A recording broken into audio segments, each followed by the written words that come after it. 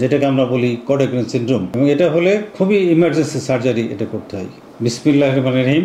আমি professor doctor Mahbub Hossain মেহেদি, আমি orthopaedic trauma ও spine surgeon.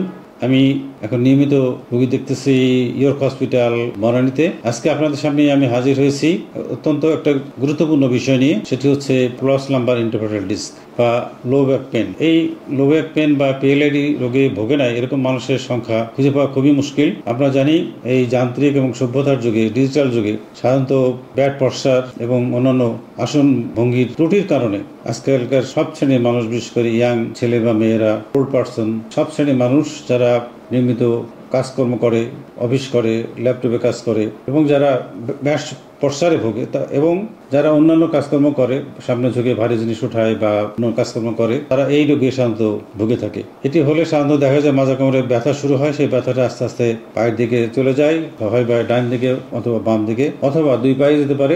আস্তে আস্তে দেখা যায় যে সে হয়তো আর চলাফেরা করতে পারে না, কিছু গেলেই তাকে বসতে হয়, যেটাকে আমরা ক্লডিকেশন পেন বলি। আমরা জানি এর নানাবিধ চিকিৎসা বিদ্যমান সারা বিশ্বে তথা আমাদের বাংলাদেশে। তার মধ্যে অন্যতম, বিশেষ করে আমরা তিনটা ভাগে চিকিৎসাকে বিভক্ত করি। একটা বলি যে কনজারভেটিভ ট্রিটমেন্ট বা নন সার্জিক্যাল ট্রিটমেন্ট। সেটি হচ্ছে যে ওষুধ খাওয়া, কিছু এক্সারসাইজ করা, ব্যায়াম করা, কিছু ফিজিওথেরাপি করা, কখনো কখনো আমরা ইপিডুরাল ইনজেকশন দিই, আর সর্বশেষ যে সংযোজন সেটি হচ্ছে সার্জারি করা বা অপারেশন করা। এই সার্জারিও কিন্তু অনেক ভাগে বিভক্ত করা যেতে পারে বা করা হয়, এবং আমাদের দেশেও সব শ্রেণীর সব ধরনের চিকিৎসা ব্যবস্থা বিদ্যমান আছে।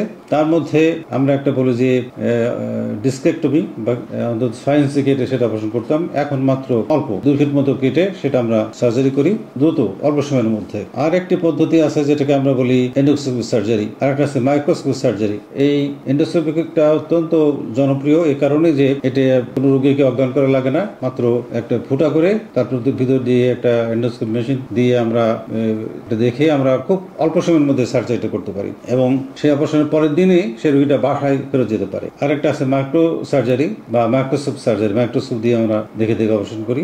আর আরেকটা যেটা সারা বিশ্বে যেটি সমাদৃত সেটা হচ্ছে রোবোটিক সার্জারি। এটা এই মুহূর্তে আমাদের বাংলাদেশে আমরা করে থাকি, এবং যে কোনো একটা অসুস্থ মানুষকে এই রোবোটিক সার্জারির মধ্যে যদি আমরা অপারেশন করি সম্পূর্ণ সুস্থ হয়ে যায়। এখানে একটা প্রশ্ন, আমরা সার্জারি করবো কি করবো না, সেই প্রশ্নে আমি এটাই বলবো যে সার্জারি যদি আমরা না করি তাহলে কি বিপদ হতে পারে, কি ভয়ঙ্কর একটা বিপদ সামনে অপেক্ষা করতে। সেটি হচ্ছে এই আমরা যেটা বললাম যে মাজা কোমরে ব্যথা শুরু হলে সে ব্যথাটা আস্তে পায়ের দিকে চলে যায়, পা কখনো কখনো সম্পূর্ণভাবে প্যারালাইজ বা অবশ হয়ে যায়, কখনো কখনো প্রস্রাব পায়খানার যে কন্ট্রোল সেটা থাকে না, যেটাকে আমরা বলি কোডেক্রেন সিনড্রোম, এবং এটা হলে খুবই ইমার্জেন্সি সার্জারি এটা করতে হয়। অর্থাৎ এটা আমরা বলি অর্থোপেডিক বা স্পাইন ইমার্জেন্সি সার্জারি, এবং এটা যদি সময় মতো করা যায় তাহলে রোগীর জীবন রক্ষা পায়, তার অঙ্গ প্রত্যঙ্গ এগুলো সবকিছু রক্ষা পায় এবং সম্পূর্ণ সে স্বাভাবিক জীবনে ফিরে আসে, সম্পূর্ণ সুস্থ হয়ে যায়।